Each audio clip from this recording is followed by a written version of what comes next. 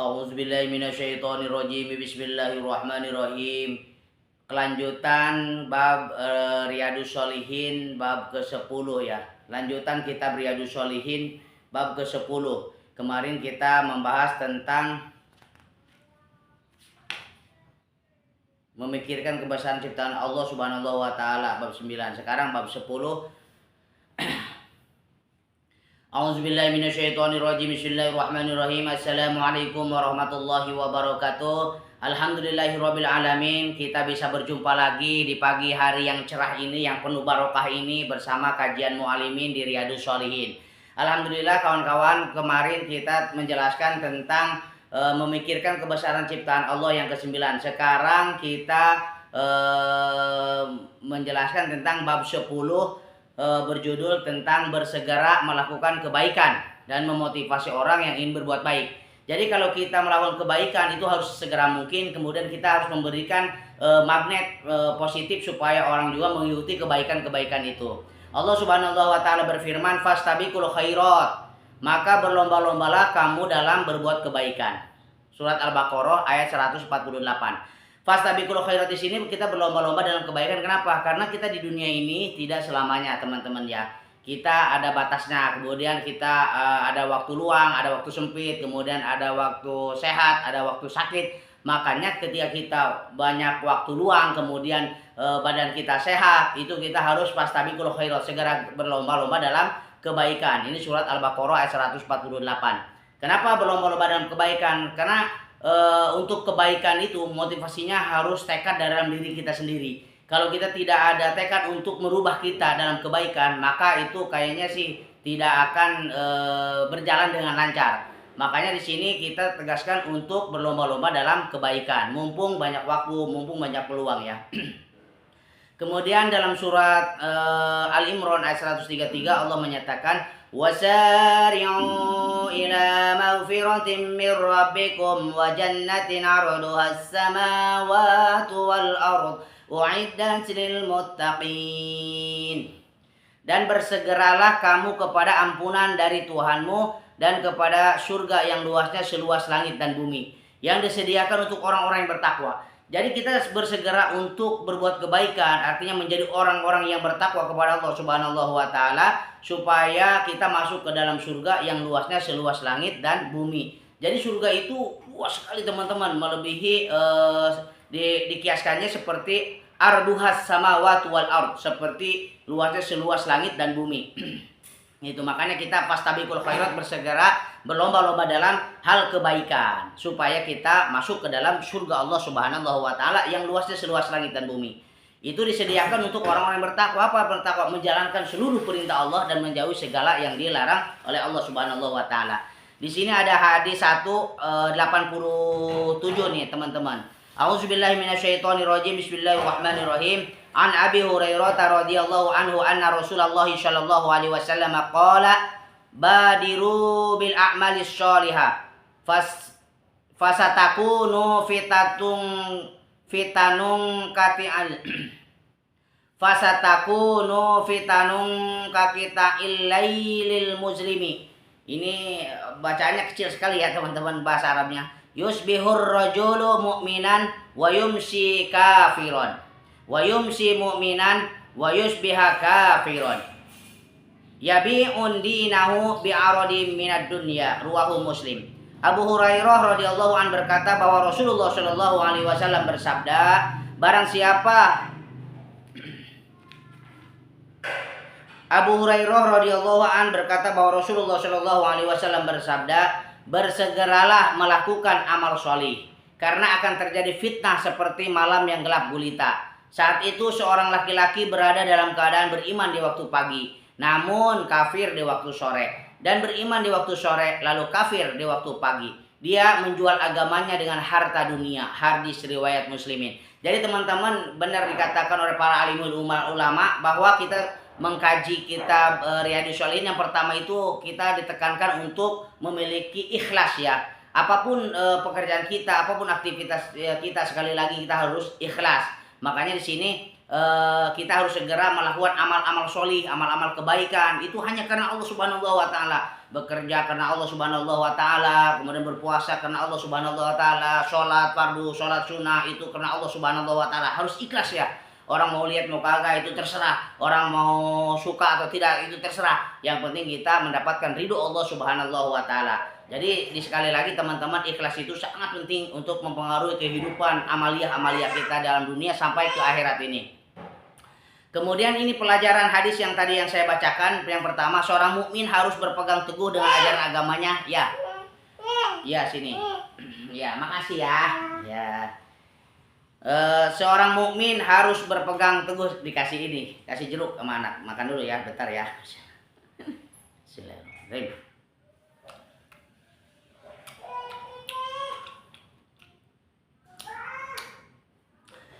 Seorang mukmin harus berpegang teguh dengan ajaran agamanya dan bersegera melakukan kebaikan sebelum datang keadaan yang menghalanginya untuk berbuat baik.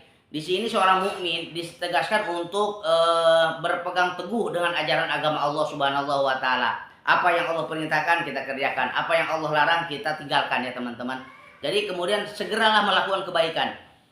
Tidak mungkin orang bisa melakukan kebaikan kalau dalam hal negatif ya. Badannya negatif, hartanya negatif, kemudian banyak yang dilarang oleh Allah dijalankan, itu orangnya nggak akan bisa berbuat kebaikan, otaknya akan menjadi rusak, kemudian jahat ya, itu akan tertutup dengan kebaikan-kebaikan.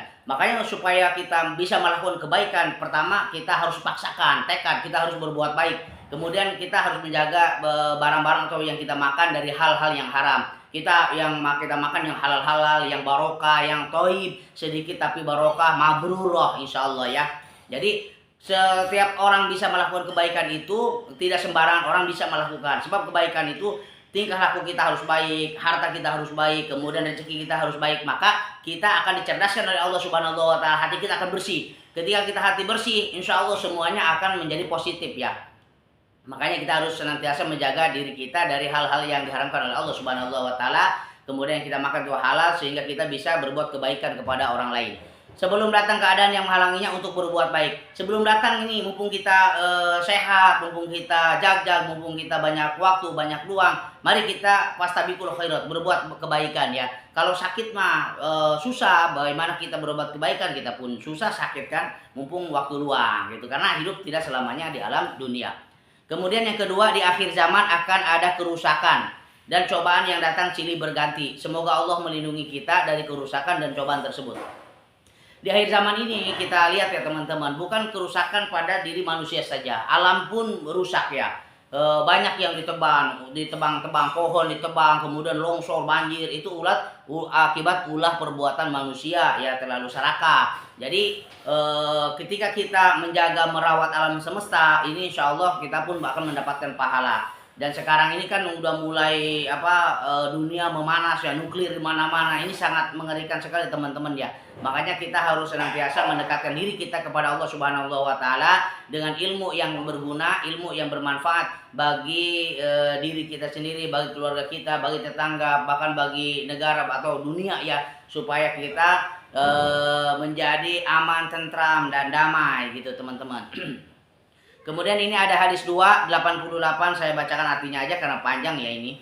A'udzubillahi minasyaitonirrajim. Bismillahirrahmanirrahim. Abu Sirwa'ah Uqbah bin Haris radhiyallahu anhu berkata, aku mengerjakan sholat asar di belakang Nabi di Madinah. Setelah mengucapkan salam, selesai sholat, beliau berdiri dan berjalan dengan cepat melewati banyak orang menuju kamar-kamar istri beliau. Orang-orang terkejut karena beliau berjalan dengan sangat cepat. Beberapa saat kemudian, ini saya hanya bacakan isi kitab Riyadhus Shalihin ya teman-teman.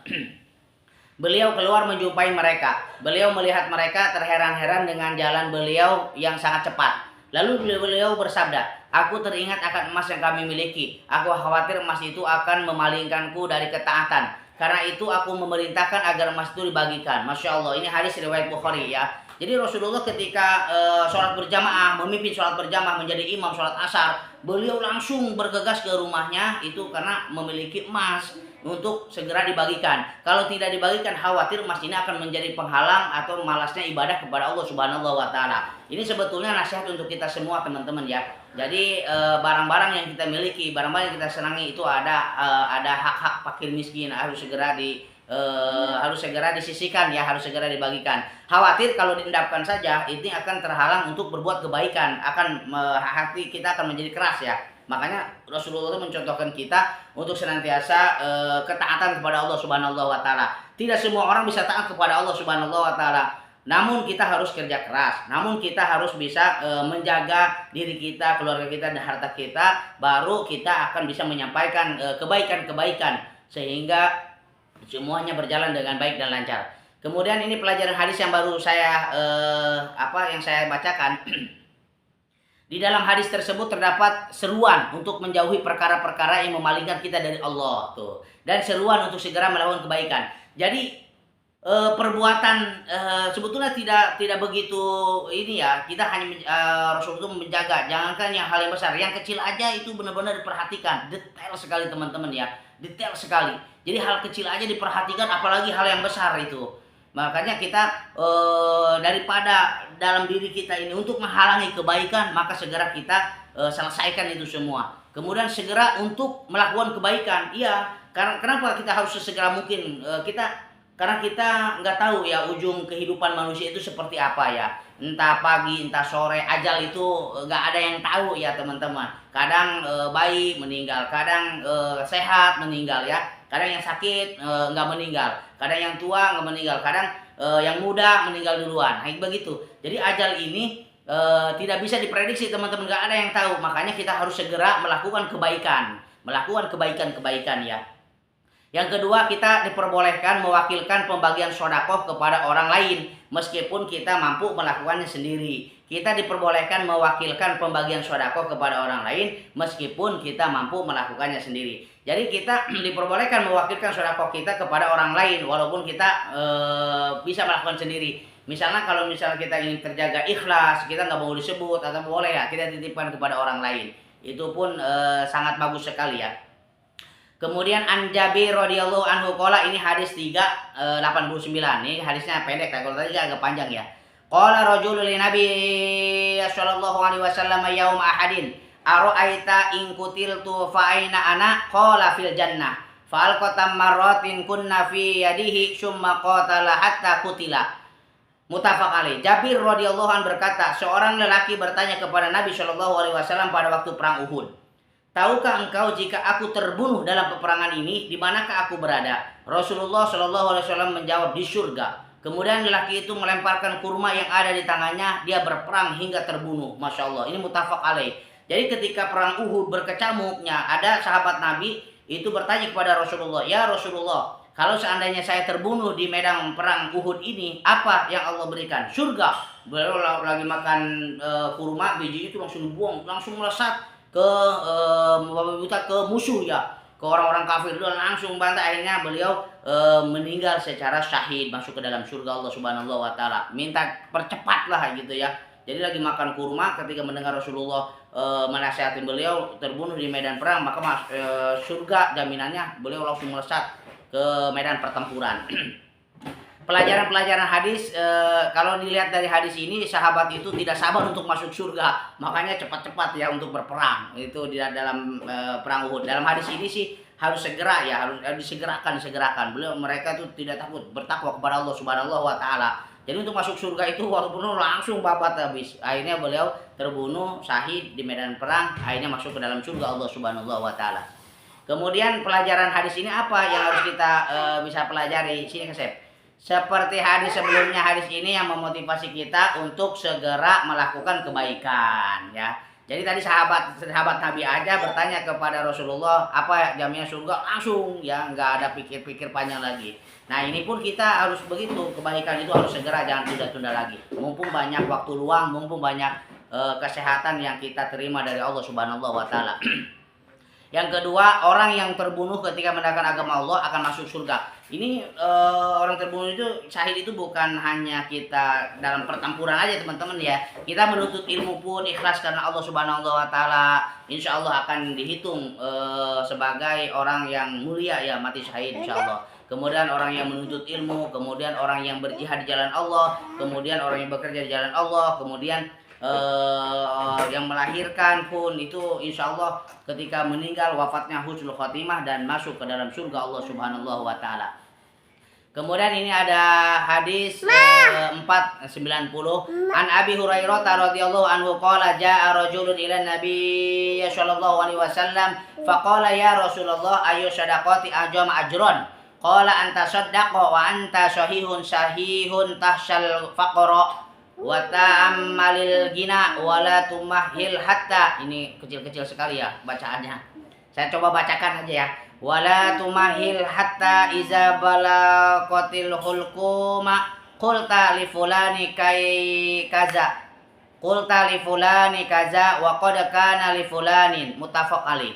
Abu Hurairah radhiyallahu an berkata, seorang laki-laki datang menemui Nabi Shallallahu alaihi wasallam dan bertanya. Jadi ada seorang laki-laki datang kepada Rasulullah kemudian bertanya, "Ya Rasulullah, sedekah apakah yang paling besar pahalanya?" Rasulullah menjawab, "Hendaklah kamu bersedekah ketika kamu berada dalam keadaan sehat. Hatimu enggan bersedekah dan dirimu takut menjadi fakir serta ingin kaya. Janganlah kamu menunda-nunda berbuat kebaikan sampai nyawa berada di tenggorokan. Lalu kamu jangan.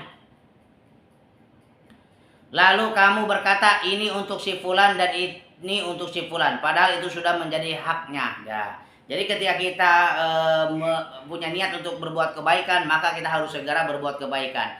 Demikian Abu Hurairah berkata, seorang laki-laki datang menemui Nabi Shallallahu alaihi wasallam dan bertanya, "Ya Rasulullah, sedekah apakah yang paling besar pahalanya?" Rasulullah menjawab, "Hendaklah kamu bersedekah ketika kamu berada dalam keadaan sehat. Hatimu enggan bersedekah dan dirimu takut menjadi fakir serta ingin kaya. Janganlah kamu menunda-nunda berbuat baik sampai nyawa berada di tenggorokan. Lalu kamu berkata, ini untuk si fulan dan ini untuk si fulan, padahal itu sudah menjadi haknya." Jadi teman-teman, ketika kita berbuat kebaikan dalam hati kita terbesit, maka harus segera lakukan. Kalau enggak, kita menjadi batal yang enggak lakukan. Ini harus memang dipaksakan. Demikian untayan kajian Muallimin pada pagi hari yang cerah ini. Mohon maaf, usikum binafsi wa taqwallah. Wassalamualaikum warahmatullahi wabarakatuh.